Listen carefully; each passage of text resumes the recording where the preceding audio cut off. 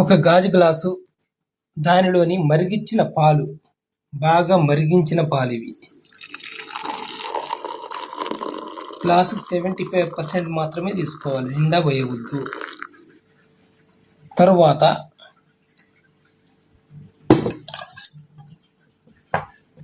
అశ్వగంధ చూర్ణం, ఇది అశ్వగంధ చూర్ణం.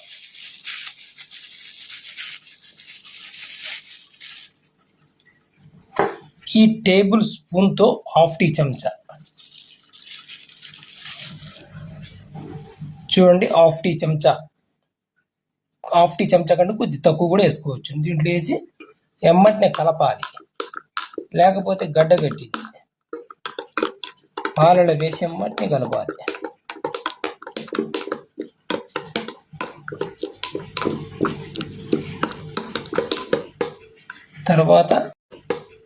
తర్వాత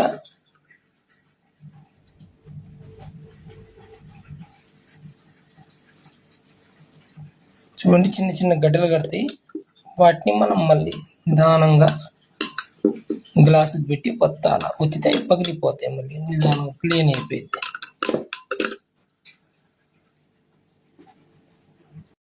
ఇంకొక టీ స్పూన్తో ఆవు నెయ్యి, ఇది ఒరిజినల్ నెయ్యి, ఆవు నెయ్యి. దీంతో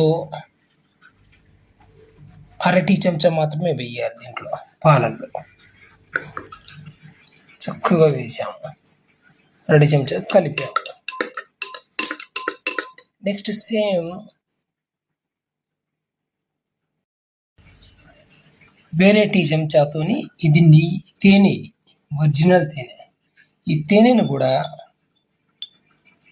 మనం అర టీ చెంచా మాత్రమే కలపాలి.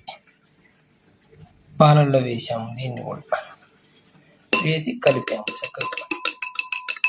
3/4 గ్లాసు వేడి పాలు, అర టీ చెంచా కంటే తక్కువ అశ్వగంధ చూర్ణము, అర టీ చెంచా ఆవు నెయ్యి, అర టీ చెంచా తేనె కలుపుకొని, నెయ్యి, తేనె, అశ్వగంధ చూర్ణము, పాలు ఇవన్నీ మిక్స్ చేసి చక్కగా రాత్రిపూట నిద్రపోయే ముందు తాగినట్లయితే మనకు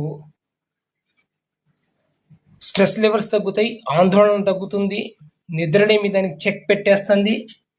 తర్వాత మధుమేహాన్ని కంట్రోల్లో పెడుతుంది, నరాల బలహీనతను తగ్గిస్తుంది, మెదడును చైతన్యవంతం చేస్తుంది, జ్ఞాపక శక్తిని పెంపొందిస్తుంది. చాలా ఎక్సలెంట్ అండ్ బ్రెయిన్ టానిక్గా పనిచేయటంలో అశ్వగంధ అద్భుతంగా పనిచేస్తుంది.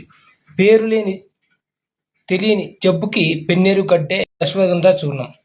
ఇది మినిమం మనము చిన్నపిల్లలు కానీ పెద్ద పిల్లలు కానీ ఎవరైనా సరే A to Z, ఒక గర్భవతి తప్ప మిగతా వాళ్ళు ఎవరైనా సరే దీన్ని అర టీ చెంచా పౌడర్ని నేను తీసుకున్నట్లయితే ఒక 21 days తీసుకొని మనం కొన్ని రోజులు ఆపి మళ్ళీ వాడుకోవచ్చు. కంటిన్యూ వాడుద్ది, ఎందుకంటే వేడి చేస్తుంది కొద్దిగా.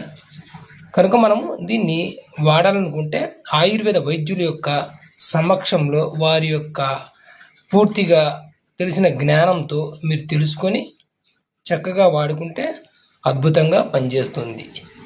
జై హింద్.